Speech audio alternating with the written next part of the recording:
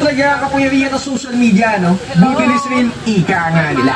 Dahil dito, napasugod ako sa Maynila para pagtahan na tikman itong pinipilaan, pinagkakaguluhan at bagong nagtitrending na Kanto-style chicken laureate dito sa may Malate, Maynila. At ito nga guys, blockbuster naman talaga ang pila. Paano ba naman kasi sa halagang 100 piso, matitikman nyo na nga ang kanilang pangmalakasang Kanto-style fried chicken kung bumili na mala Chowking ang galawan. Meron na yung manok, pansit, kanin, tapos meron pang unlimited gravy, unlimited sabaw, at may 2 piras pa ng lumpia. O diba? Saan ka pa? Bakit nga pala ang napakasulit after namang patok sa masa na satisfied chicken na matatagpuan lang dito sa may Maria Orosa Street, corner Pedro Hill Street, dito sa may Malate, Maynila. And yes, sumikap na ang kainang ito dahil dito hindi lang Kanto fried chicken ang kanila tinitinda, pero mga iba't iba pang mga putahe. At bukod nga sa mga pagkain na nabanggit ko kanina katulad ng pansit at lumpia, kapag alaman ko na meron din pala sila dito tinitinda na ang palayato, pangtalok, at saka ng pork chop. Sa lahat nga ng Kanto-style fried chicken na napuntahan ko, sa tingin ko sila na nga ang may pinakamarami tinitinda. Pero sa quality at lasa, hindi pa panalo at panalo